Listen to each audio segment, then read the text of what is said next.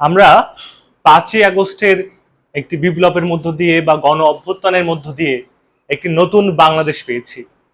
এই বাংলাদেশ নিয়ে সবার অনেক অনেক স্বপ্ন, আমারও কিছু স্বপ্ন আছে। আমি কেমন বাংলাদেশ দেখতে চাই।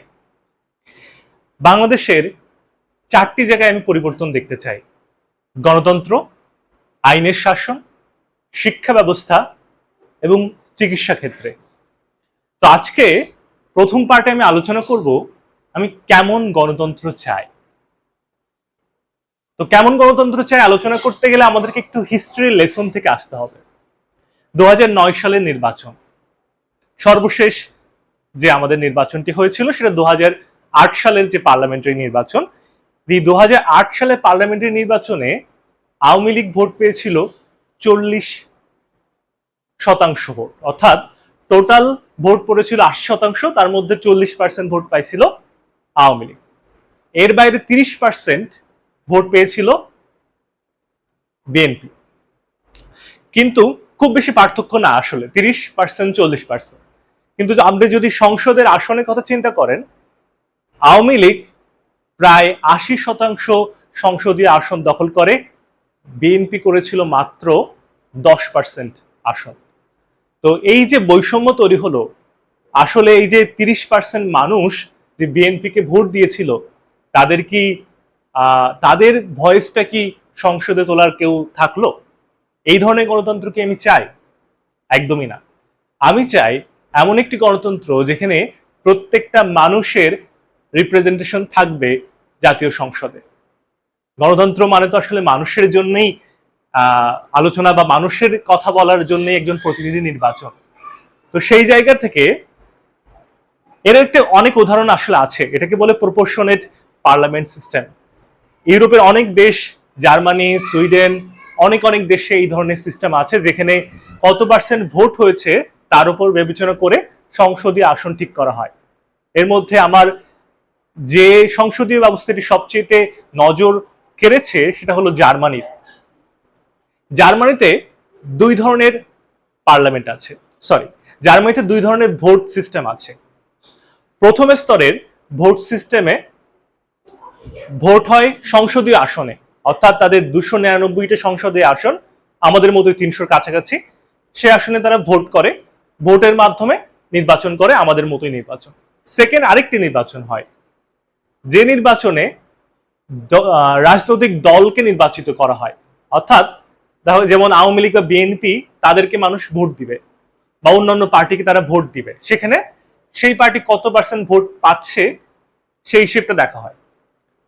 এখন সেই হিসেবে আমার সংসদীয় যে মেম্বার অফ পার্লামেন্ট ঠিক করা হয়। অর্থাৎ আমরা যদি আগের উদাহরণ থেকে আসি, সেখানে 230টি সংসদীয় আসন পায় আওয়ামী লীগ, পার্সেন্টেজে আসলে প্রায় 80%-এর কাছাকাছি।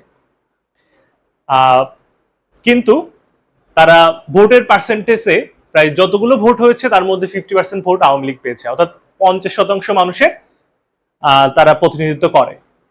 বাকি প্রায় 40% পেয়েছে বিএনপি এবং 10%-এর মতো পেয়েছে জাতীয় পার্টি, অর্থাৎ জাতীয় পার্টি এবং বিএনপি মিলে বাকি 50%-এর মতো তারা প্রতিনিধিত্ব করে।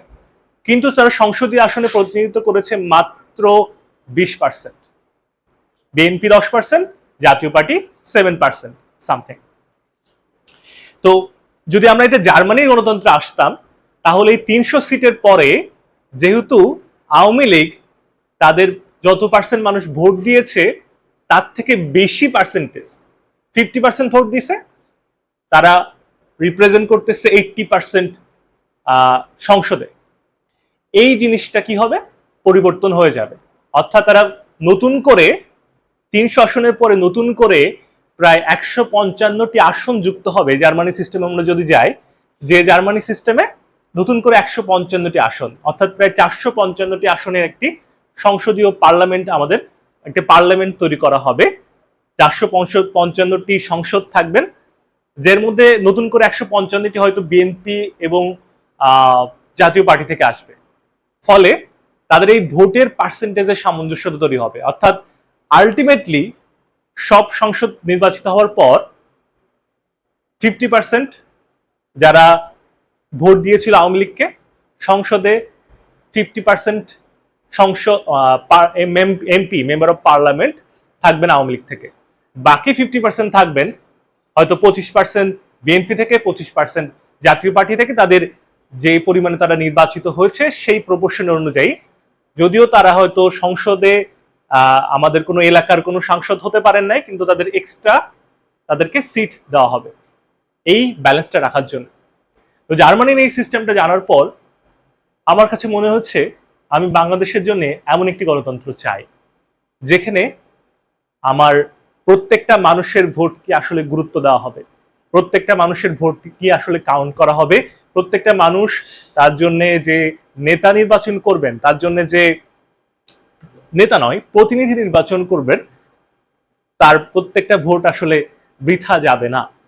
আরো কিছু জিনিস আমি গণতন্ত্রের পরিবর্তন চাই, যাতে করে নতুন করে স্বৈরাচারী কোন সরকার, স্বৈরাচারী কোন ক্ষমতাধর ব্যক্তি না আসতে পারে। এক নাম্বার সেটা হলো যে এক ব্যক্তি কখনো দুইবার সরকার প্রধান হতে পারবে না, অর্থাৎ প্রধানমন্ত্রী হতে পারবেন না। এবং একই ব্যক্তি সরকার প্রধান এবং দলীয় নেতা, সরকার প্রধান এবং দলীয় সভাপতি, কোন রাজনৈতিক দলের সভাপতি একই সময়ে তিনি থাকতে পারবেন না। এই দুইটা জিনিস আমি মনে করি খুবই গুরুত্বপূর্ণ ক্ষমতার একটা ভারসাম্য রাখার জন্য। এবং যদি সম্ভব হয় তাহলে আমরা নতুন একটি সিস্টেম তৈরি করতে পারি যেখানে এই প্রপোর্শনের সিস্টেম থাকবে, আবার সংসদীয় সিস্টেম থাকবে, জার্মানির মতো মিক্স সিস্টেম, সাথে নতুন কিছু আইন, এবং হতে পারে যে আমাদের এই একজনের উপরে অনেক ক্ষমতা না দিয়ে ক্ষমতাকে আমরা একটু ডিস্ট্রিবিউট করে দিতে পারা যদি সম্ভব হয়, তেমন একটি গণতান্ত্রিক সুষ্ঠু ব্যবস্থা আমি চাই। ধন্যবাদ।